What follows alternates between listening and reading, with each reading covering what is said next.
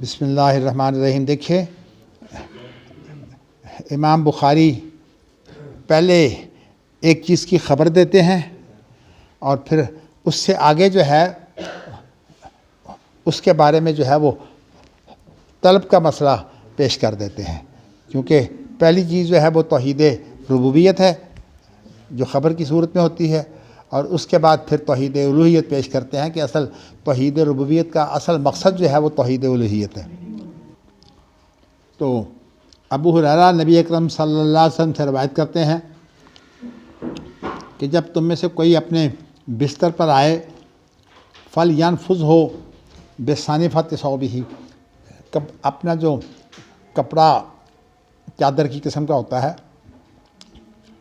اس کا ایک کونا جو ہے اس کو بولتے ہیں صانفہ، تو اس کا جو ایک کونا ہے اس کو لے کر تو 3 دفعہ جو ہے وہ بستر پر اس کو پھیر لے، تاکہ کوئی اگر چیز وہاں کوئی ایسا جانور بیٹھا ہے جو ڈس بھی سکتا ہے، نقصان پہنچا سکتا ہے، تو وہ پہلے لیٹنے سے پہلے صاف ہو جائے۔ اور پھر یہ کہے بسمک ربی وذات جنبی، کہ اے میرے رب میں تیرے نام کے ساتھ جو ہے وہ اپنا پہلو رکھتا ہوں، اور میں اس پہلو کو جو ہے وہ تیرے نام کے ساتھ ہی اٹھاؤں گا۔ یہاں بسمک ربی کے اندر نقطہ ایک یہ ہے کہ ایک ہوتا ہے کسی کا نام اور ایک ہوتی ہے کسی کی ذات، جس کو مسمہ کہا جاتا ہے، کہ یعنی اس کا نام جو ہے وہ رکھا گیا۔ آپ کا نام جو ہے وہ ایک تو آپ کا یہ جسم وغیرہ ہے، ذات ہے، آپ کا نام جو ہے وہ عبدالحنان ہے، تو عبدالحنان نام ہے، اور اگر مسمہ جو ہے وہ آپ ہیں۔ بیان کرنے کے لیے الفاظ میں تو نام ہی لیا جاتا ہے نا، کسی کو بیان کرنے کے لیے، کسی کی ذات تو نہیں نا اس کو وہاں پیش کی جاتی، نہ پیش کی جا سکتی ہے، تو اس لیے اسم اور مسمہ جو ہے وہ یعنی نام بول کر مراد مسمہ لیا جاتا ہے۔ ہم یہ کہیں گے نا عبدالحنان کو کسی نے مارا ہے، تو اس کا معنی جو ہے وہ نام ہم نے لیا ہے، نام کو نہیں کسی نے مارا، ذات کو مارا۔ تو اسی طرح جو ہے وہ نام لکھ دیتے ہیں کسی حکمران کا اور اس کو جوتے مارتے ہیں، تو مراد کیا ہوتی ہے کہ اس کو جوتے جو ہے وہ نام کو مار رہے ہیں، مراد اس سے جو ہے وہ ہم اس کے مسمہ کو جوتے مار رہے ہیں، اس کی ذات کو تکلیف دینا۔ جی۔ تو اس لیے اسم اور مسمہ جو ہے وہ عقیدے میں ایک ہی چیز ہے، اسی لیے بسم اللہ الرحمن الرحیم جو ہے وہ اللہ کا نام ہے نا۔ اسی طرح سبحانک اللہم و بحمدک و تبارک اسمک، تیرا نام جو ہے وہ برکت والا ہے، تو یہاں مراد مسمہ ہی ہے، ہر جگہ جہاں اللہ کا نام لیں گے مراد مسمہ ہوگا۔ تو اس لیے ہم جب کہتے ہیں بسم اللہ تو اس کا معنی یہ ہے کہ ہم صرف نام سے برکت نہیں حاصل کرتے، بلکہ ہم جو ہے وہ اللہ کی شخصیت سے برکت حاصل کرتے ہیں۔ ایک تو چیز یہ ہو گئی، اور پھر اس کے بعد دیکھیے کہ آپ نبی اکرم صلی اللہ علیہ وسلم نے جو ہمیں سکھایا ہے اس کے اندر تو صیغہ مفرد کا استعمال کیا ہے، بسمک اللہم، بسمک ربی وذات جنبی، تیرے نام کے ساتھ اے میرے رب۔ اچھا، ان امسکت نفسی فاغفر لہا، اگر تو نے میرا چونکہ روح جب جسم کے اندر کار فرما ہوتی ہے اس کو نفس کہتے ہیں، اگر تو نے میرے نفس کو روک لیا، اس لیے کہ نیند کی حالت میں جو ہے وہ روح نیند کی حالت میں بھی باہر آتی ہے، لیکن جسم کے اندر کار فرما بھی ہوتی ہے، یعنی جسم کے اندر جو سارے اعضاء کام کر رہے ہیں، روح کار فرما ہے، تو اس طرح سے وہ نفس، اس کو نفس اس لیے کہا گیا ہے کہ غلبہ ہے نا جسم کے ساتھ تعلق کا۔ تو اگر تو نے میری یہ روح جو ہے روک لی، مطلب یہ کہ مجھے اٹھایا نہیں، تو فغفر لہا، تو اسے بخش دینا، اور اگر تو اسے چھوڑ دیتا ہے تو اس کی تم اس طرح حفاظت کرنا جیسا تو اپنے نیک بندوں کی حفاظت کرتا ہے۔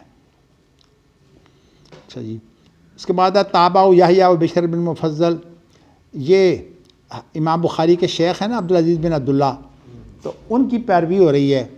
یحییٰ کی طرف سے اور بشر بن مفضل کی طرف سے، اور جو ہے یہ دونوں جو ہے وہ مطابقت کر رہے ہیں، جس کو اصطلاح میں مطابقت کہتے ہیں، مطابقت کر رہے ہیں عبید اللہ سے جو ہے۔ اچھا، اس حدیث میں پہلی میں عبید اللہ ہے ہی نہیں، اور عبید اللہ جو ہیں وہ سعید ابو ہریرہ سے روایت کر رہے ہیں۔ تو یہاں تو ان کو لے آئے ہیں دونوں کو، تو ابو ہریرہ سے، اور یہ تو مطابقت ہے۔ اس کے بعد جو ہے وہ ایک سند کے اندر اضافہ ہے۔ وہ کیا اضافہ ہے؟ زادہ زہیر و ابو زمرہ۔ تو اس طرح جو زہیر اور ابو زمرہ ہیں وہ بھی اس کو روایت کر رہے ہیں۔ مطابقت تو ہے، لیکن مطابقت کے ساتھ ساتھ کچھ زیادتی بھی ہے، اور وہ زیادتی کیا ہے؟ یہ بھی زہیر اور ابو زمرہ اسماعیل بن زکریا یہ تین ہیں عبید اللہ سے، اور اس کے بعد جو ہے نا وہ سعید پر آ کر سارے اکٹھے ہو جاتے ہیں۔ جو امام بخاری کی جو اصل جو ہے روایت جو ہے نا اس میں بھی جو ہے وہ سعید بن ابی سعید مقبری ہے، تو یہاں سعید میں سارے آ کے اکٹھے ہو جاتے ہیں، لیکن فرق صرف اتنا ہے کہ انہوں نے زیادتی یہ کی ہے کہ وہ سعید جو ہے نا سعید بن ابی سعید المقبری، تو جہاں جو سعید کا والد ہے وہ ابو سعید ہے نا، تو یہاں جو ہے وہ سند کے اندر ایک راوی کا اضافہ ہے، یعنی سعید نے اپنے والد ابو سعید مقبری سے جو ہے وہ روایت کی ہے۔ تو اس لیے امام بخاری جو ہیں وہ ان کو بعد میں لائے ہیں، اس لیے کہ یہ سافلہ ہیں، اور امام بخاری کی جو سند ہے وہ عالی ہے پہلی، اس لیے بنیاد اس کو بناتے ہیں۔ چلیے جی، اس کے بعد ہے کہ اس کو جو ہے وہ ابن عجلان نے بھی روایت کیا ہے صحیح سے۔ تو اب آپ دیکھیے نا کہ یہاں ابن عجلان جو ہے یہ مطابقت، اس کو بولتے ہیں مطابقت ناقصہ، ایک مطابقت تامہ ہوتی ہے۔ مطابقت تامہ اس کو بولتے ہیں کہ جو شیخ ہے نا، جو کسی مصنف کا جو اپنا شیخ ہے اس سے روایت کریں تو ظاہر ساتھی بن جاتے ہیں، تو یہ مطابقت تامہ ہوتی ہے۔ اور اگر اس کی بجائے اس کا جو شیخ ہے اس میں اگر اکٹھے ہو جاتے ہیں تو پھر مطابقت ناقصہ ہوتی ہے۔ تو یہاں جو اگلی امام بخاری لے کر آئے ہیں ابن عجلان سے، وہ مطابقت ناقصہ ہے، یعنی اس کے اندر جو ہے وہ ابن عجلان جو ہیں وہ سعید اور وہ ابو ہریرہ سے روایت کر رہے ہیں، باقی سند جو ہے وہ وہی ہے۔ مجھے بڑا احساس ہوتا رہتا ہے کہ اہل حدیثوں کا حدیث پڑھتے وقت تو یہ ذوق ہونا چاہیے کہ وہ فن حدیث کے مسائل کو جو ہے وہ سمجھیں اور فن حدیث کے مسائل جو ہیں وہ بیان کریں، مگر مجھے بڑا احساس یہ ہوتا ہے، خاص طور پر یہ دارالسلام نے جو بخاری کی شرح چھاپی ہے اس کے اندر انہوں نے پورے کا پورا فن حدیث اڑا دیا ہے، سندیں بھی اڑا دی ہیں، حتیٰ کہ یہ بھی پتہ نہیں ہوتا۔ یعنی آپ یہ دیکھیے کہ جو وحید الزماں ہیں وہ ترجمہ میں سند کا دھیان رکھتے ہیں اور اس کی بھی نشاندہی کرتے ہیں کہ یہ تھا نا، میں نے کہا تھا تابع کس کی مطابقت ہو رہی ہے، وہ ساری ان چیزوں کو اجاگر کرتے ہیں، گویا کہ فن حدیث کی وہاں گفتگو کرتے ہیں۔ لیکن دارالسلام نے جو چھاپا ہے اس کا فن حدیث اڑا ہی دیا پورے کا پورا، نہ کوئی ترجمہ نہ کوئی اس کی تحریر، اس کی باریکیاں ساری جاتی رہیں۔ اللہ کی حدیث پڑھاتے وقت تو فن حدیث سامنے آنا چاہیے۔ ہمارے اوپر سوار ہے اصل میں فقہ، اور فقہ بھی جو ہے وہ صرف اہل حدیث کی جو فرقہ وارانہ فقہ ہے اس کے مسائل، حالانکہ امام بخاری کا جو طریقہ کار ہے، امام بخاری جس کے نمائندہ ہیں، جس اہل حدیث مکتب فکر کے، ان کے اندر جو خود مسائل ہیں نا، جو ان مسائل وہ اہمیت نہیں رکھتے ان کے نزدیک۔ تو دیکھیے اصل چیز جو ہے وہ طریقہ کار سب کا ایک ہے، اور مسائل کی تحقیق جو ہے اس کے اندر آپ لائیے تو خود اہل حدیث کے جو بڑے بڑے امام ہیں ان کے جو نتائج ہیں وہ بھی ایک نہیں ہیں، اختلاف رائے ہوتا ہے۔ تو اس لیے اہل حدیث کے ہاں جو ہے وہ جو مسئلہ ہے اس کی اتنی بڑی اہمیت نہیں ہوتی جتنی طریقہ کار کی ہوتی ہے، کیونکہ مسئلے میں تو دیکھیے ہر ایک آدمی اپنے اجتہاد کا پابند ہے، دوسرا اس کا پابند کوئی نہیں ہے. لیکن طریقہ کار اس لیے کہ اگر طریقہ کار اہل حدیث کا نہیں ہوگا تو پھر اس کے اندر وہی خرابیاں آئیں گی جو میں آپ کو گاہے بگاہے بیان کرتا رہتا ہوں. اہل حدیث، اہل الرائے، اسی طرح جو ہے وہ خاص طور پر عقیدے کے مسائل کے اندر بھی بڑی خطرناک صورتحال ہے. میں انشاءاللہ وہ ایک باب آ رہا ہے، اس کے اندر میں جو ہے آپ کو یہ بتاؤں گا آگے. وہ باب یہ آ رہا ہے کہ کل شیء ہالک الا وجہہ، کہ اللہ کے چہرے کا جو ہے امام بخاری نے باب باندھا ہے. اس کے متعلق جو ہے وہ عبدالستار حماد صاحب نے اتنی جرأت کیا کہ امام بخاری غلطی کھا گئے. یعنی کہا کہ باب تو ٹھیک ہے لیکن انہوں نے جو اپنا کتاب و تفسیر کے اندر جو اس کی تشریح کی ہے وہ غلط کی ہے. حالانکہ مجھے بڑا دکھ ہوا کہ غلطی ان کی ہے کہ سمجھ نہیں سکے، امام بخاری کی غلطی نہیں ہے. میں انشاءاللہ یہ بات اسی وقت کروں گا، لیکن میں نے کل بھی آپ کو اشارہ کیا تھا کہ اس سے جعفر صادق نے مراد دیا ہے اللہ کا دین. تو اللہ کا دین، لیکن میں اس کی تشریح جب کروں گا پھر اس وقت یہ ساری چیزیں لاؤں گا. تو یہ جو اہل حدیثوں کے اندر فرقہ واریت آ گئی ہے نا، مسائل اور مسائل کے اوپر جو ہے وہ پیرے ڈال کر بیٹھ جانا اور فتوی بازی اس پر کرنا، یہ دراصل اس سے ظاہریت کو فروغ ملا ہے. تو امام بخاری جو ہیں، چلیے بس میں اس کو تو اللہ مجھے توفیق دے انشاءاللہ میں اس وقت کروں گا. اب یہاں جو ہے وہ امام بخاری یہ بیان کر رہے ہیں کہ اللہ کے نام جو ہے ان کے ساتھ ہمیں مدد بھی مانگنی چاہیے اور ان کے ساتھ جو ہے وہ ہمیں پناہ بھی مانگنی چاہیے. ویسے مدد کے سلسلے میں بہت زوردار جو صیغہ ہے وہ ہے استغیث ہو، میں جو ہوں وہ فریاد کرتا ہوں. اس لیے کہ یہ ہوتی ہے بے چینی کی حالت میں، اور انسان جب بے چینی کی حالت میں اللہ کی طرف رجوع کرتا ہے تو اس کے اندر زور ہوتا ہے سوال میں. اچھا جی، اگلی حدیث. اللہ اکبر. حدثنا مسلم حدثنا شعبۃ عن عبد الملک عن ربیع عن حذیفہ قال کان النبی صلی اللہ علیہ وسلم اذا آبا الی فراشہ قال اللہم بسمک احیا و اموت وَإِذَا أَصْبَحَ قَالَ الْحَمْدُ لِلَّهِ الَّذِي أَحْيَانَا بَعْدَ مَا أَمَاتَنَا وَإِلَيْهِ النُّشُورُ. تو نبی اکرم صلی اللہ علیہ وسلم جب رات کو بستر کی طرف جاتے تو اس وقت آپ دعا کرتے کہ اللہ میں تیرے نام کے ساتھ ہی زندگی چاہتا ہوں اور تیرے نام کے ساتھ ہی میں موت پسند کرتا ہوں. یعنی یہاں صرف پسند کرنا نہیں ہے بلکہ زندہ ہونا، اور یعنی میری زندگی بھی تیرے نام کے ساتھ ہے اور میری موت بھی جو ہے وہ تیرے نام کے ساتھ ہے. وَإِذَا أَصْبَحَ، جب آپ صبح کرتے تو پھر اس وقت کیا کلمے کہتے کہ الحمد للہ الذی احیانا بعد ما اماتنا وإلیہ النشور. اس اللہ کی تعریف ہے، اس اللہ کا شکر ہے. الحمد جہاں بھی ذکر آتا ہے وہ عام طور پر شکر کے معنوں میں آتا ہے، اس لیے کہ اس سے مقصد شکر ہوتا ہے. یہ نہیں کہ الحمد کا معنی شکر ہے، شکر الحمد میں فرق ہے، لیکن مقصد جو ہے وہ شریعت کے اندر بہت اہم ہے. اور ہمارے حدیثوں کے اندر جب سے ظاہریت آئی ہے مقاصد جو ہے وہ غائب ہو گئے ہیں، وہ لفظوں کی جو ہے وہ حرفیت پسندی کے پیچھے پڑ جاتے ہیں. چلیے جی، یہ دعا آ گئی. اس کے بعد اس دعا کے اندر جو ہے وہ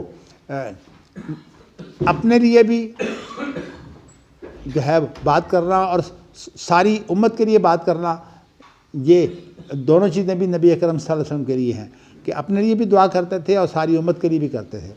اس حدیث میں آپ دیکھیے کہ جہاں اپنی زندگی اور موت کی بات کہی ہے بات تو مفرد کا لائے ہیں احیا و اموت، اور جہاں جو ہے وہ صبح کی بات کہی ہے وہاں جو ہے وہ اپنی امت کو شامل کر رہی ہے ساری کو کہ احیانا بعد ما اماتنا. اب اگلی حدیث دیکھیے تو اس میں جو ہے وہ حدثنا سعد بن حفص حدثنا شیبان عن منصور عن ربیع بن حراش عن خرشۃ بن الحر عن ابی ذر قال کان النبی صلی اللہ علیہ وسلم اذا اخذ مضجعہ من اللیل قال بسمک نموت و نحیا. اب دیکھیے یہ الفاظ کا فرق جو ہے وہ دعاؤں میں ڈال دیا ہے. تو اس سے امام بخاری جو ہیں یہ بھی بات دے سکتے ہیں کہ دعاؤں کے اندر یہ جو تبدیلیاں ہیں تھوڑی بہت جائز ہوتی ہیں. یہی وجہ ہے کہ ہم ایک روایت ہوتی ہے، اس کے اندر ایک دعا ہوتی ہے اور اس کے اندر کسی اور جگہ کوئی لفظ کا اضافہ ہوتا ہے، تو وہ اگرچہ اس معیار کی نہیں ہوتی، لیکن ہم اس کے اندر وہ اضافہ جو ہے وہ اس لیے کر دیتے ہیں کہ پھر یہ دعا مکمل ہو جائے. اب جیسے کہ کل آپ نے پڑھی تھی نا ابوبکر صدیق کو جو نبی اکرم صلی اللہ علیہ وسلم نے جو دعا سکھائی ہے، تو اس کے اندر یہ اللہم انی ظلمت نفسی ظلما کثیرا ولا یغفر الذنوب الا انت فاغفر لی مغفرۃ من عندک وارحمنی. تو بخاری کی روایت میں یہاں ورحمنی نہیں ہے، لیکن ورحمنی کی صورت میں اضافہ ہو سکتا ہے. کہنے کا مقصد یہ ہے کہ دعاؤں کے اندر جو ہے وہ اضافہ ہو سکتا ہے. یہ اصل میں جو ہمارے حدیث میں جو ظاہری ہیں نا، وہ تو ابن اعظم سے بھی کیا گواتے ہیں. ابن اعظم تو پھر بھی کوئی چیز قبول کر لیتا ہے، وہ تو کوئی قبول نہیں کرتے.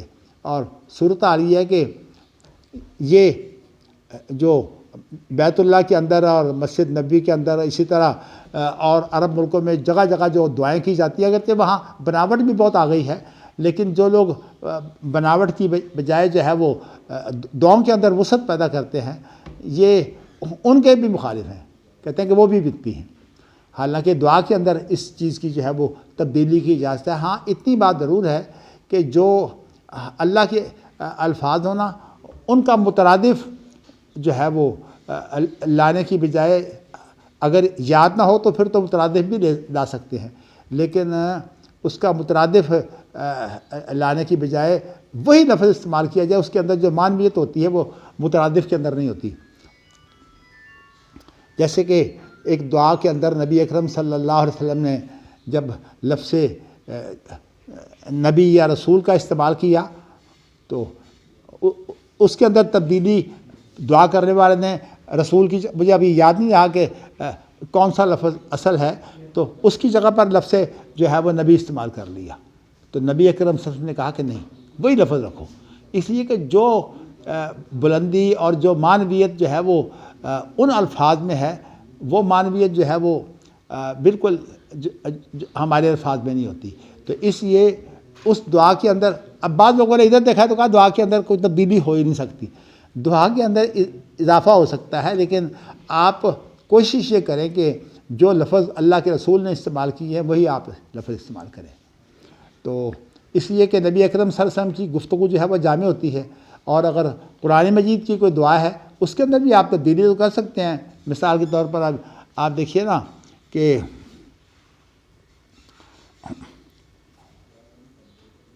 چلیے ذہن میں فوراً بات نہیں آتی شعور کے اندر، تحت شعور سے اٹھ کر، تو مجھے ذرا تھوڑا سا سوچنا پڑتا ہے، اسی آگے چلتے ہیں. آپ کو پتہ ہے اس چیز کا. تو میرا کہنے کا مقصد یہ ہے کہ دعاؤں کے اندر تبدیلی جائز ہے، لیکن جس سے جو ہے وہ معنی کے اندر فرق جو ہے وہ قرآن مجید کے اندر بھی، اگر قرآن کی دعا ہے تو اس کے اندر بھی مثلا اب آپ نبی اکرم صلی اللہ علیہ وسلم نے فرمایا کہ جب کوئی آدمی صرف دعا اپنے لیے کرتا ہے تو پھر یہ خیانت ہے کہ جب پیچھے مقتدی موجود ہے تو مقتدیوں کو ساتھ شامل کرے. تو اس لیے نبی اکرم صلی اللہ علیہ وسلم جب دعائے قنوت پڑھتے تو اللہم اہدنا فیمن ہدیت، اور اسی طرح جو ہے مثلا اب لا الہ الا انت سبحانک انی کنت من الظالمین ہے. تو یہاں اگر ہم جو ہے وہ جمع کی صورت میں دعا کریں گے تو کیا ہوگا؟ لا الہ الا انت سبحانک انا کنا ظالمین. تو اس طرح دنیا جو ہے یہ جائز ہیں، لیکن بس اس سے یہ ہے کہ وہ آدمی جو ہے وہ گرامر سے واقف ہو تاکہ اس کے اندر کوئی گرامر کی غلطی نہ ہو. باقی الفاظ کا جو چناؤ ہے وہ جو اللہ کی کلام میں ہے اور جو حدیث میں ہے، وہ کبھی بھی کسی اجتہاد کے بعد جو فقہ حاصل ہوتی ہے اس کے اندر وہ چیز نہیں پیدا ہوتی. فقہ تو اصل میں ایک تو پہلو ہوتا ہے، ایک جزوی پہلو، اور جو جامعیت جو ہے وہ نبی اکرم کے کلام میں ہے اور اس سے بڑھ کر جو اللہ کی معجزانہ کلام میں ہے، وہ جامعیت تو کبھی پیدا ہو ہی نہیں سکتی. تو اس لیے ہمارے ہاں جو فقہ پر انحصار کر لیا گیا ہے، اس کے اوپر میں بہت دفعہ یہ تبصرہ کر چکا ہوں کہ یہ بنیادی غلطی ہے. اور اس نے جو ہے ان لوگوں کو بھی جو اپنے آپ کو کہتے ہیں کہ ہم تو مقلد نہیں ہیں، کسی کے تقلید شخصی کے قائل نہیں ہیں، ان کے ہاں جو ہے اس نے بھی جمود پیدا کیا ہوا ہے کہ ان کا ٹھہراؤ بھی صرف ان مسئلوں پر ہے جو ان کے امتیازی مسئلے ہیں. باقی جتنا مرضی بگاڑ پیدا کر لو ان کو پرواہ نہیں ہوتی. تو اس لیے بخاری کو میں تو بلکہ عام طور پر یہ کہتا ہوں کہ جس شخص نے بخاری پڑھانے والے کو ہمارے ہاں کہتے ہیں شیخ الحدیث، تو شیخ الحدیث اس شخص کو بننا چاہیے جس کا سب سے پہلے 2 بابوں کا امتحان ہو جائے. ایک یہی کتاب التوحید کا، بخاری کا کتاب التوحید کا، اور دوسرا جو کتاب الاعتصام بالکتاب والسنہ ہے، جس پر اہل حدیث جو ہے کتاب السنت کے جو ہیں وہ گردانے کرتے ہیں کہ ان کو اعتصام بالکتاب والسنہ جو ہے وہ نہیں آتا. اور بڑے بڑے اہل حدیث، میں نے جب یہ اپنا کام شروع کیا اپنی پی ایچ ڈی کا، تو اس کے اندر میں نے افسانہ اللہ صاحب سے مشورہ کیا، اللہ تعالیٰ انہیں غریق رحمت کرے. تو میں نے انہیں کہا کہ جی آپ بتائیے کہ میں بخاری کا زیادہ کن کن بابوں کا مطالعہ کروں، چونکہ اب صاحب نے تو ماشاءاللہ بہت دفعہ پڑھائی ہے، میں نے تو صرف 3 دفعہ پڑھائی ہے بخاری. تو اب صاحب نے مجھے کہا کہ آپ کا جو اصولی مسئلہ ہے نا، اس کے بارے میں آپ اعتصام بالکتاب والسنہ جو ہے اس کو غور سے پڑھیں. پھر اس کے بعد ایک مسئلہ تو وہ تھا، دوسرا مسئلہ میں آپ کو یہ بھی بتا دینا چاہتا ہوں کہ جن لوگوں کو یہ احساس ہے کہ بخاری کا کیا مقام ہے، اور خاص طور پر بخاری کے ان 2 بابوں کا کیا مقام ہے، میں سمجھتا ہوں کہ یہ وہی لوگ ہیں جو اہل علم ہیں. میں نے اس سلسلے میں جو ہے اپنا تھیسس لکھنے کے دوران میں ایک صاحب سے میری ملاقات ہو گئی، وہ ہیئت کبار علماء میں شامل تھے. ان کا ذوق بھی جو ہے وہ اچھا تھا اصول کا، بلکہ انہوں نے مجھے بتایا کہ میں نے جو ہے وہ اعتصام بالکتاب والسنہ کو سامنے رکھ کر جو ہے وہ میں نے امام بخاری کا اصول فقہ جو ہے اس پر ایک مضمون لکھا ہے. بعد میں وہ مضمون جو ہے وہ میں نے حاصل بھی کر لیا، اور انہوں نے مجھے بتایا کہ اس موضوع پر امام بخاری کے اصول فقہ پر جو ہے وہ جامعۃ الامام کے اندر جو ہے وہ ایک تھیسس لکھا جا رہا ہے یا لکھ لیا گیا ہے. تو انہوں نے کہا کہ اس کا بھی پتہ کریں، آپ کو وہاں سے بھی بہت کچھ مواد ملے گا. دیکھیں نا، انسان جو ہے وہ اپنے آپ کو عقل کل تو نہ سمجھے، نہ اپنے آپ کو ایک کامل سمجھے.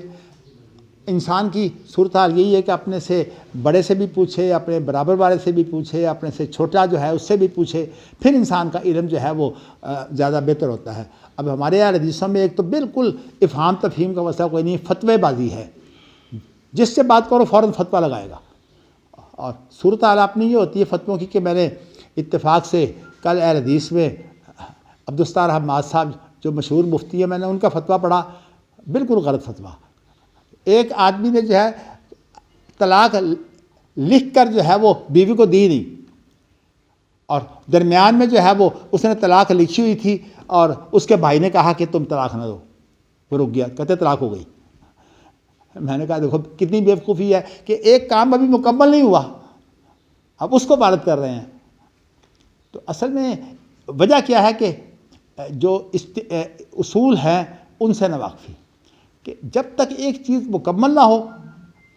اب دیکھیں نا، تو مثال طور پر ابھی زنا مکمل نہیں ہوا، اب اس کو سنساری کی سزا دے دو. اصل میں ان تحریر کو تکمیل میں نہیں لاتے، وہ نیت کو بس تکمیل سمجھتے. نہیں، آپ کو بتاؤں کہ نیت تھی، لیکن نیت تو بھی چل رہی ہے نا، اس لیے کہ تکمیل نہیں ہوئی. اس لیے جب کسی کام کے لیے تکمیل کے بڑے مراحل ہیں. پہلے ارادہ ہوتا ہے، پہلے معلومات، پھر اس کے بعد ارادہ، پھر ارادے کے بعد پھر فعل شروع ہوتا ہے. تو اس کا ابتدائی حصہ فعل کا، درمیان کا حصہ، پھر اس کا آخری حصہ. جب تک اس کا آخری حصہ نہ ہو، اب آپ یہ دیکھیے کہ نماز آپ پڑھ رہے ہیں اور آخر میں جو ہے وہ جیسے کہ وہ حنفی فقہ کے اندر ہے کہ اپنا وضو جو ہے وہ آپ خراب کر لیں تو آپ کی نماز ہو جائے گی، السلام علیکم ورحمۃ اللہ نہ پڑھیں. یہ بالکل اصل میں فضول سی باتیں ہیں. فعل کو نکال کے انہوں نے کیا ہے، یہاں سے نہیں، بات یہ تکمیل ابھی ہوئی نہیں طلاق کی. اور دوسری بات یہ ابن حزم جو ہے وہ ظاہری ہے لیکن ان سے بہتر ہے. وہ کہتا ہے کہ دیکھو اللہ نے حکم دیا وَأَحْصُلِ الْعِدَّةَ کہ عدت عورت گزارے، عورت کو طلاق ملی نہیں، وہ گنتی کب شمار کرے گی. بڑا اچھا نکتہ ہے. تو اصل میں ہمارے یہاں حدیثوں کی تو جو ہے وہ میں نے دیکھا کہ زیادہ فرقہ واریت کی وجہ سے جو ہے وہ جو ہے صورتحال باریکی جو ہے نا، مقاصد شریعت اور یہ بالکل ختم ہو گیا. تو اس لیے میں تو کہتا ہوں ہمارے شیخ الحدیث تو بڑی جلدی بن جاتا ہے، بلوغ المرام پڑھاتا ہوا جو ہے وہ شیخ الحدیث بن جاتا ہے. اور حالانکہ شیخ الحدیث اس کو کہنا چاہیے جس کو بخاری کے یہ 2 باب آتے ہوں. تو ویسے میں انشاءاللہ تعالیٰ آپ کو بتاؤں کہ ان کے بعد میرا پھر آپ کے ساتھ اللہ مجھے زندگی صحت دے تو میں نے آپ کو کتاب البیوع پڑھانا ہے. وہ انشاءاللہ اس لیے کہ عزیز عبیدی صاحب جو تھے نا وہ بڑے ہی کتاب البیوع کے بارے میں کہ کاش کہ امام بخاری کا کتاب البیوع جو ہے نا مجھے کہا کرتے تھے کہ اس کو جو ہے وہ صحیح طرح پڑھایا جائے. امام بخاری کے کتاب البیوع کو میرا بھی خیر ویسے الحمدللہ ذوق ہے اقتصادیات کا، تو میں انشاءاللہ تعالیٰ اس کو آپ کو پڑھاؤں گا. اور ایک ہمارے شیخ الحدیث تھے رحمانیہ، جو دلی کے بعد کراچی میں بھی کوشش کی گئی، جو انہی کے جو بیٹے تھے عبدالوہاب عطاء الرحمن کے بیٹے، انہوں نے کوشش کی تھی کہ وہاں رحمانیہ قائم ہو جائے، تو لیکن وہ رحمانیہ کے اندر وہ صورت پیدا نہ ہو سکی، اس لیے کہ کراچی بنیادی طور پر تجارتی شہر ہے، وہاں علمی ذوق نہیں ہے. تو پھر اس لیے وہاں دو شخص پڑھاتے بھی رہے، مولانا عبدالغفار حسن بھی وہاں پڑھاتے رہے، اور ایک اور بہار کے تھے مولانا ابوالاشبال شاغف بہاری، صغیر احمد شاغف بہاری. یہ بڑے حساس آدمی تھے، ویسے بھی ان کا ذوق بہت اچھا تھا، خاص طور پر جو ہے وہ تخریج وغیرہ کے سلسلے میں اور رجال وغیرہ کے سلسلے میں. تو یہ کہتے تھے کاش کہ بخاری کا کتاب التوحید کی کوئی شرح کرے. تو ایک شرح اس وقت ہو چکی تھی. یہ جو عبداللہ بن محمد، ڈاکٹر عبداللہ بن محمد الغنیمان ہیں، جو مدینہ یونیورسٹی کے عقیدہ کے یعنی ہیڈ بھی رہے ہیں، انہوں نے شرح کر دی تھی کتاب التوحید کی. لیکن اس شرح کے اندر بھی بہت زیادہ جو ہے وہ اونچ نیچ ہے، غلطیاں کی ہیں انہوں نے جگہ جگہ. تو وہ کہتے تھے کہ نہیں یہ شرح کام کی نہیں ہے. دوسری بات انہوں نے کیا کام کیا کہ ایک آدمی جو ہے ہاں مجھے اصغر صاحب آ گئے ہیں، تو اچھا اصغر صاحب مجھے وہ کتاب آپ نے نکال کے دینی ہے، مولانا عبدالحق ہاشمی صاحب کی کتاب التوحید کی شرح.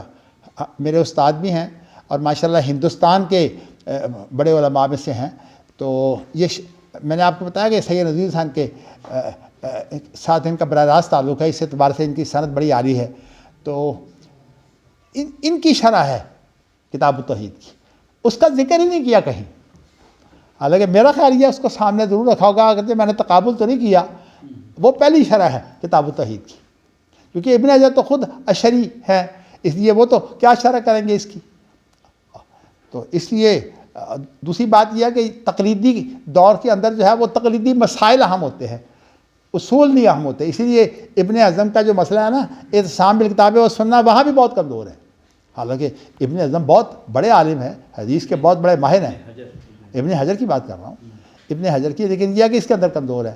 تو وہ بیچارے ابوالاشبال صاحب جو ہیں وہ مجھے کہنے لگے، مجھے انہوں نے دیکھا کہ میری طبیعت میں ذرا باریکی ہے، تو مجھے کہتے ہیں کہ ایسا ہو کہ کس طرح یہ کتاب التوحید کی شرح ہو جائے.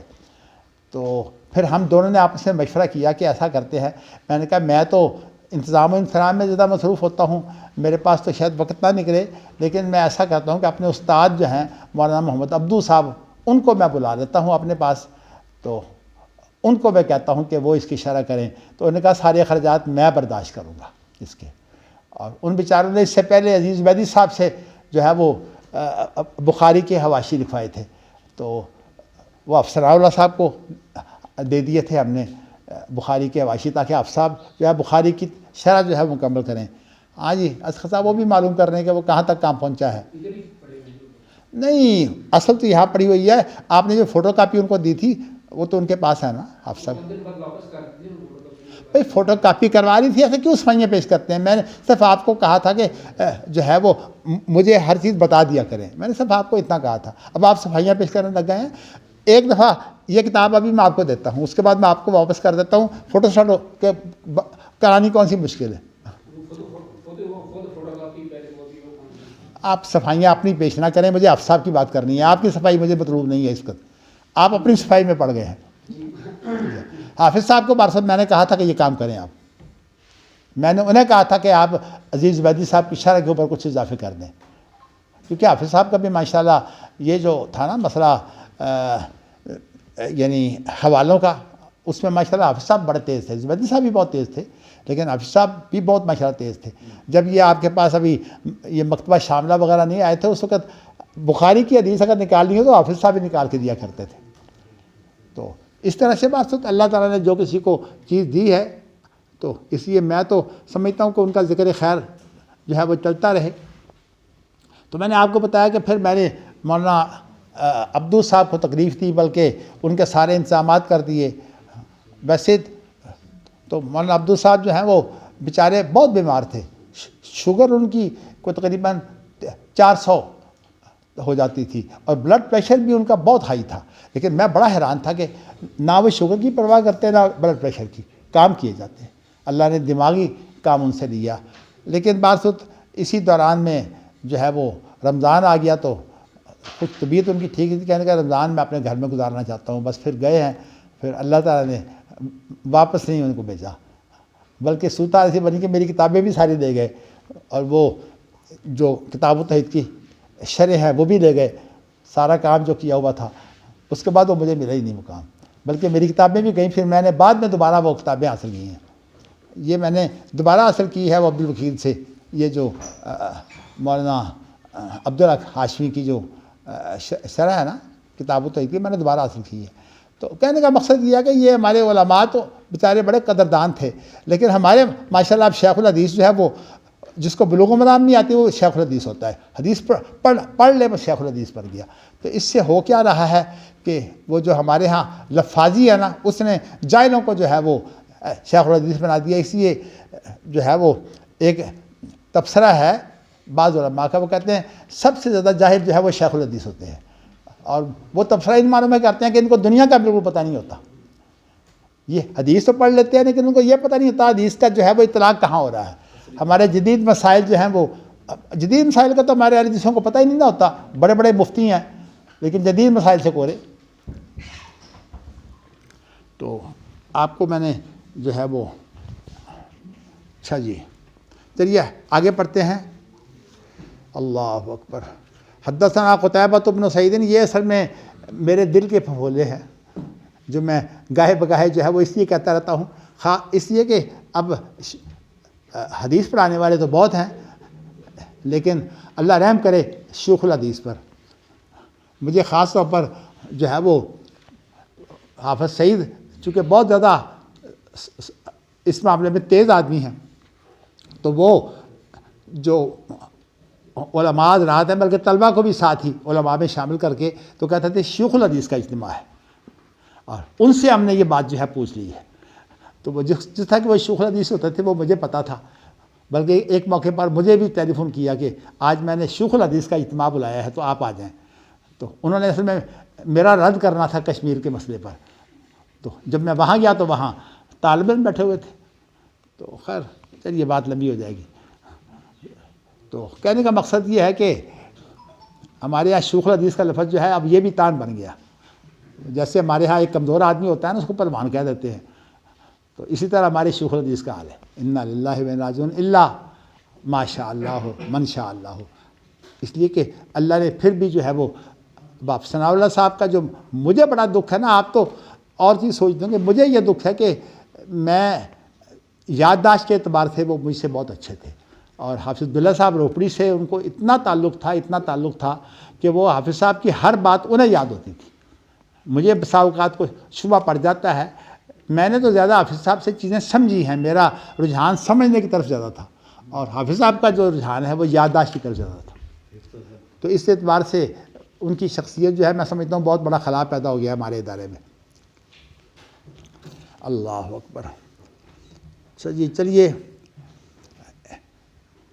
حدثنا قتیبہ بن سعید حدثنا جریر عن منصور عن سالم عن قریب عن ابن عباس رضی اللہ عنہما قال قال رسول اللہ صلی اللہ علیہ وسلم لو ان احدکم اذا اراد ان یاتی اہلہ فقال بسم اللہ اللہم جنبنا الشیطان وجنب الشیطان ما رزقتنا فإنه ان يقدر بینہما ولد فی ذلک لم یضرہ شیطان ابدا۔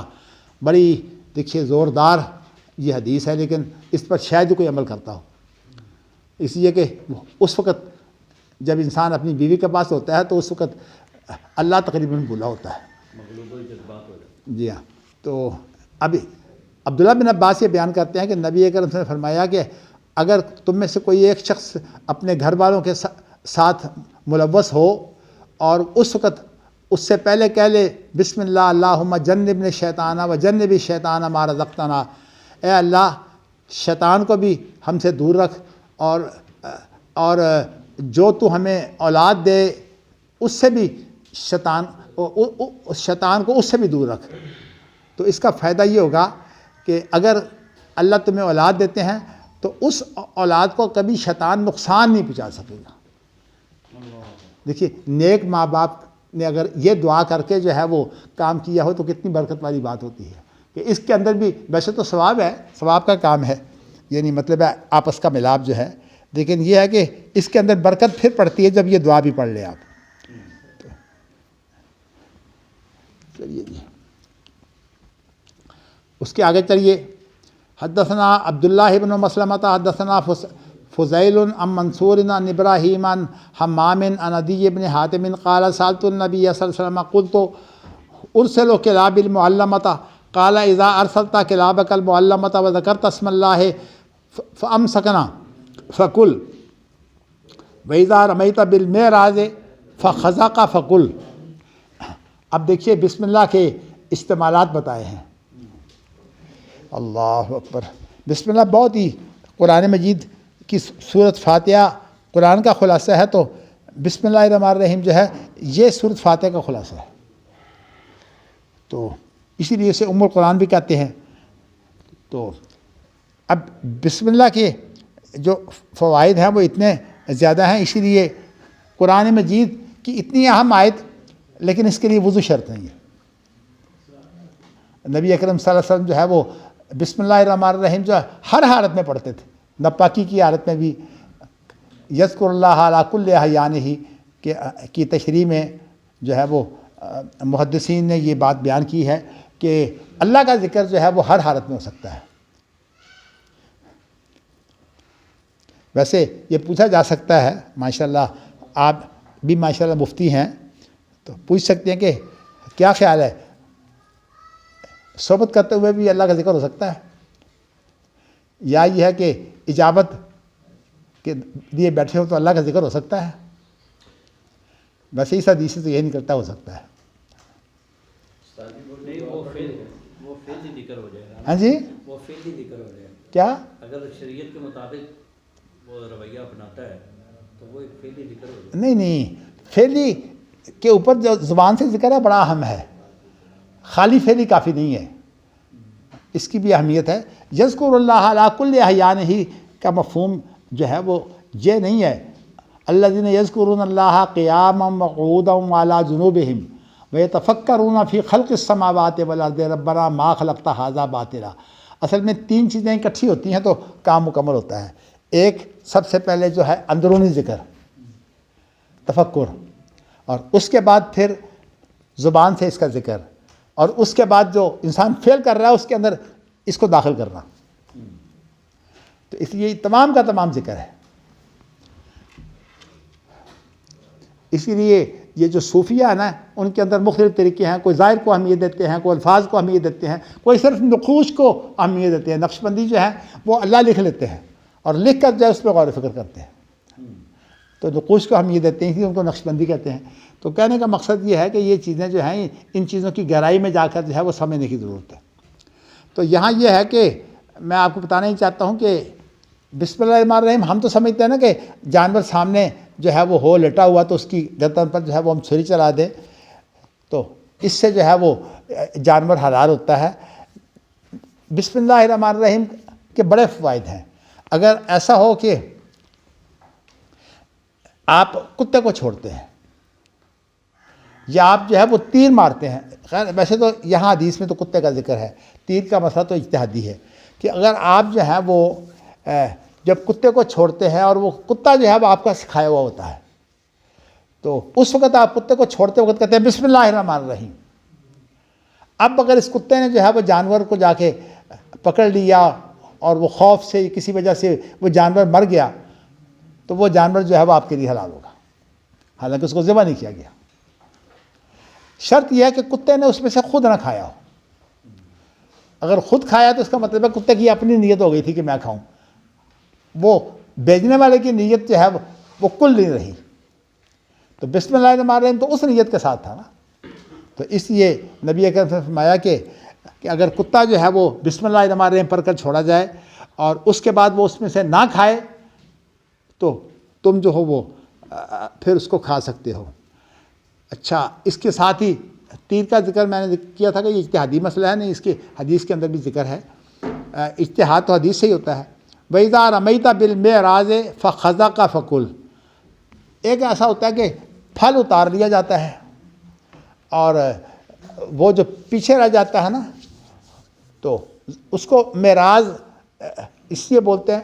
ایک صورت یہ بھی ہے کہ آپ نے ایک جانور بھاگا ہوا جا رہا ہے، تو آپ نے جو تیر مارا ہے اسی طول میں آپ نے تیر مار دیا۔ اب ظاہر ہے کہ اس کو جو اس کا حصہ لگے گا وہ حصہ تو اس کا کنارے والا حصہ لگے گا، کیونکہ اس طرح اکٹھے ہو جائیں گے نا۔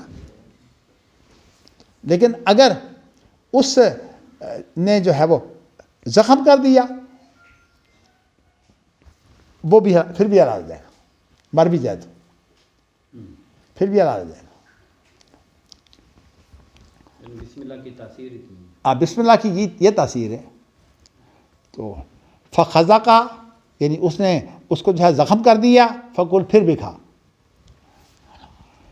اللہ اکبر۔ چلیے اگلی حدیث، حدثنا یوسف بن موسیٰ حدثنا ابو خالد الاحمر قال سمعت ہشام بن عروہ یحدث عن ابیہ عن عائشہ قالت قالوا یا رسول اللہ ان ہنا اقواما حدیثا احدهم بالشرک یاتوننا بلحمان لا ندری یذکرون اسم اللہ علیہا ام لا قال اذکروا انتم اسم اللہ وکلوا تابعہ محمد بن عبد الرحمن و عبد العزیز بن محمد و اسامۃ بن حفص۔ چلیے، اللہ اکبر اللہ اکبر۔ اب یہاں عائشہ بیان کرتی ہیں کہ نبی اکرم صلی اللہ علیہ وسلم سے میں نے کہا کہ اللہ کے رسول، ہمارے پاس وہ لوگ آتے ہیں جن کا شرک کا دور کوئی دور نہیں ہوتا، یہ نئے مسلمان ہوتے ہیں، مشرک کے بعد وہ ایمان لائے ہوتے ہیں، تو وہ ہمارے پاس جو ہیں وہ گوشت لے آتے ہیں، جیسے کسائی کا پیشہ ہے، تو ہم نہیں جانتے کہ انہوں نے اس پر اللہ کا نام دیا بھی ہے کہ نہیں دیا۔ تو آپ نے فرمایا کہ اذکروا انتم اسم اللہ وکلوا، اس پر جو ہے وہ تم اللہ کا نام لے لو اور اس کو کھاؤ۔ تو اگرچہ اس پر جو ہے وہ اذکروا کا امر جو ہے یہ وجوب کے لیے ہے، یا اس کے بغیر بھی جو ہے وہ مسلمان کا ذبیحہ جو ہے وہ جائز ہے۔ اس کے اندر یہ باریک بات ہے کہ اذکروا کا امر جو ہے یہ وجوب کے لیے نہیں ہے، لیکن سنت موقدہ تو کم از کم ہے نا، سنت موقدہ سے تو چارہ نہیں ہے، لیکن یہ چیزیں جو ہیں یہ ساری اجتہاد سے متعلق ہیں۔ حدثنا حفص بن عمر حدثنا ہشام عن قتادۃ عن انس قال زح النبی صلی اللہ علیہ وسلم بکبشین یسمی و یکبر، یعنی نبی اکرم صلی اللہ علیہ وسلم نے جو ہے وہ عید الفطر کے موقع، عید الاضحیٰ کے موقع پر جو ہے وہ 2 دمبے جو ہیں وہ ذبح کیے تھے۔ یسمی، آپ اللہ کا نام بھی لیتے تھے اور ساتھ تکبیر بھی کہتے تھے۔ اللہ اکبر جو ہے اس کے اندر دونوں چیزیں شامل ہیں۔ جب بسم اللہ کے معنی یہ نہیں ہوتے کہ آپ لفظ بسم اللہ الرحمن الرحیم ضروری پڑھیں۔ اگر آپ جو ہے وہ بسم اللہ الرحمن الرحیم کی بجائے اللہ کا نام ویسے ہی لے لیں تو بسم اللہ ہو جاتی ہے، کیونکہ بسم اللہ سے تو اللہ کا نام مسمى، اگر آپ اللہ کا جو ہے وہ، آپ دیکھیے نا، نماز اللہ اکبر سے شروع ہوتی ہے۔ اب کوئی آدمی کہے کہ نماز سے پہلے بسم اللہ الرحمن الرحیم پڑھے، غلط ہے، کوئی ضرورت نہیں ہے، بھئی اللہ کا نام لے لیا کافی ہے۔ اس طرح اذان اللہ اکبر سے شروع ہوتی ہے، آپ نے اللہ کا نام لے لیا، اللہ اکبر پر ختم ہو جاتی ہے، اذان ختم بھی ہو گئی، شروع بھی ہو گئی، بسم اللہ الرحمن الرحیم پڑھنے کی کوئی ضرورت نہیں ہے۔ تو یہ لفظ بسم اللہ جو ہے اس کے بارے میں جو روایات ہیں کہ بسم اللہ الرحمن الرحیم پڑھا جائے، وہ سب روایات جو ہیں وہ اس میں یار کی نہیں ہیں۔ لیکن ہمارے ہاں ایک اہل حدیث کے اندر ایک مکتب فکر ہے جو غرباء اہل حدیث اپنے آپ کو کہلاتے ہیں، ان کے ہاں جو ہے وہ سیاستہ کی ساری روایتیں جو ہیں وہ قابل عمل ہیں، خواہ وہ ضعیف ہوں یا صحیح ہوں۔ تو اس لیے وہ اس بات پہ بڑے پڑ جاتے ہیں کہ بھئی کہاں بسم اللہ پوری پڑھنی ہے اور کہاں بسم اللہ جو ہے وہ آدھی پڑھنی ہے۔ تو مجھے یاد ہے کہ میرے ساتھی تھے، نام لینا مناسب نہیں ہے، تو مدینہ یونیورسٹی میں، تو میں کوئی شاید وضو کرتے وقت میں نے بسم اللہ الرحمن الرحیم پوری پڑھ لی، تو وہ کہنے کہ یہ کیا کر رہے ہیں آپ، پوری بسم اللہ پڑھ رہے ہیں آپ، پوری بسم اللہ پڑھنے کی ضرورت ہی نہیں ہے۔ اصل میں بات یہ ہے کہ روایات تو ساری بسم اللہ کے بارے میں جو ہے وہ تقریباً کمزور ہے، حتیٰ کہ نماز کے اندر بھی نبی اکرم صلی اللہ علیہ وسلم جو ہے بسم اللہ الرحمن الرحیم اونچی نہیں پڑھتے تھے۔ آپ کا جو عام معمول ہے اور خلفاء راشدین کا جو عام معمول ہے وہ یہی ہے کہ الحمد سے شروع کرتے تھے۔ لیکن اب یہ چیزیں ان مسائل میں ہم پڑھتے نہیں ہیں، لیکن چونکہ اہل حدیثوں کے اندر یہ جتنے فرقے بنتے ہیں کہ مسئلے پر بن جاتے ہیں۔ آپ دیکھیں نا، رکوع کے بعد ہاتھ باندھنے پر جو ہے ایک فرقہ بن گیا پورا۔ تو اہل حدیثوں کے اندر یہ جو ہے نا مسئلے، ان مسئلوں کی وجہ سے جو پیدا ہوئی نا گروہ بندی، یہ بڑی خطرناک ہے۔ تو اس لیے میں یہ سمجھتا ہوں کہ ان کو جو ہے وہ یہ بات سمجھ آنی چاہیے کہ مسئلوں سے زیادہ اہمیت اس بات کی ہے کہ آپ اہل حدیث کا طریقہ کار سیکھیں۔ لیکن وہ طریقہ کار تو ان کے لیے اتنی مشکل ہے کہ اس کے لیے تو محنت کرنی پڑتی ہے، حدیث کی کتابوں کے اندر بھی اور اسی طرح جو ہے قرآن مجید کے اندر بھی۔ آپ دیکھیں نا، مکتب اہل حدیث سعید بن مسیب والا، جس کے ترجمان جو ہیں وہ امام بخاری ہیں، جس کو وہ پیش کر رہے ہیں، بخاری کو کون اس طرح پڑھتا ہے؟ تو اللہ تعالیٰ ہمیں توفیق دے کہ ہم اس کا حق ادا کریں۔ باقی معصوم کوئی بھی نہیں ہے، اللہ تعالیٰ جو ہے وہ ہمیں بھی کسی قسم کے بڑائی سے جو ہے وہ بچا کے رکھیں۔ چلیے جی آگے اگلی حدیث جو ہے وہ حدثنا حفص بن عمر حدثنا شعبۃ عن الاسود بن قیس عن جندب بھی جائز ہے ویسے اس میں، عن جندب انہ شہد النبی صلی اللہ علیہ وسلم یوم النحر صلی ثم خطب فقال من ذبح قبل ان یصلی فلیذبح مکانہا اخری ومن لم یذبح فلیذبح بسم اللہ۔ اچھا میں تھوڑا سا مسئلہ یہ بتا دوں کہ چھری جو ہوتی ہے نا، اس کی دھار صرف جو ہے وہ تیز کی جاتی ہے، لیکن اگر چھری کی دھار تیز نہ ہو اور اس سے ذبح کر لیا جائے، مثال کے طور پر پتھر سے بھی ذبح کرنا جائز ہے، اگر اس سے ذبح کر لیا جائے تو کیا ذبح ہو جائے گا کہ نہیں؟ ذبح ہو جائے گا نا، کیونکہ مقصد اصل میں خون نکالنا ہے۔ اس سے میں نے آپ کو یہ بتانا ہے کہ اگر کوئی آدمی جو ہے وہ بندوق کا شرہ استعمال کرتا ہے تو کیا بندوق جس کو مارے گی بسم اللہ الرحمن الرحیم پڑھ کر اگر وہ مر جائے تو آپ کھا سکتے ہیں کہ نہیں؟ ہے تو اجتہادی مسئلہ، آپ کھا سکتے ہیں، اس لیے کہ وہ تیزی جو ہے وہ شروں کے اندر، جب شرہ اتنا تیز ہوتا ہے تو اس کے اندر تیزی آ جاتی ہے۔ تو اسی لیے معراج کی جو لفظ ہے نا کہ آپ اس کو چورائی کے رخ بھی اگر ماریں، اس کو وہ ضرب لگے لیکن اس کے ساتھ کہیں سے پھٹ جائے، آپ کے لیے کام بن گیا، مر بھی جائے گا تو حلال ہے۔ اس طرح ایک دفعہ کی پڑھی بسم اللہ کفایت کر جائے گی کئی شکاروں کے اوپر؟ ہاں جی ایک دفعہ وہ جو ذبح کرتے رہتے ہیں مرغی والے، ہاں وہ ایک دفعہ کافی ہے۔ چلیے جی، انہ شہد النبی یوم النحر صلی ثم خطب فقال من ذبح قبل ان یصلی فلیذبح مکانہا اخری، جس نے نماز سے پہلے جو ہے وہ ذبح کیا وہ تو اس کی جگہ پر نئی قربانی کرے، ومن لم یذبح فلیذبح بسم اللہ، اور جس نے ذبح نہیں کیا وہ اللہ کا نام لے کر ذبح کرے۔ حدثنا ابو نعیم حدثنا برقاء عن عبد اللہ بن دینار عن ابن عمر رضی اللہ عنہما قال قال النبی صلی اللہ علیہ وسلم لا تحلفوا بآبائکم ومن کان حالفا فلیحلف باللہ۔ جو کسی چیز کو جو ہے وہ بہت زیادہ زوردار مضبوط کرنے کے لیے، یعنی اس کے اندر جو ہے وہ عہد جو ہے وہ بھی شامل ہو جاتا ہے، تو اس وقت جو ہے وہ کسی اہم چیز کا جو ہے وہ حوالہ دیا جاتا ہے، اس حوالے کو جو ہے وہ قسم کہا جاتا ہے۔ تو کوئی آدمی جو ہے وہ کہے کہ میرے باپ دادا کی قسم، تو نبی اکرم صلی اللہ علیہ وسلم نے جو ہے یہ اس سے منع کیا ہے، فرمایا کہ کوئی آدمی جو ہے باپ دادا کی قسم نہ کھائے، جس نے بھی قسم کھانی ہے وہ اللہ کی قسم کھائے، اس لیے کہ قسم کھا مانا تو یہ ہوتا ہے کہ اس کو گواہ کر رہے ہیں آپ، تو باپ دادا تو گواہ نہیں ہوتے، گواہ تو اللہ ہوتا ہے ہر چیز کا۔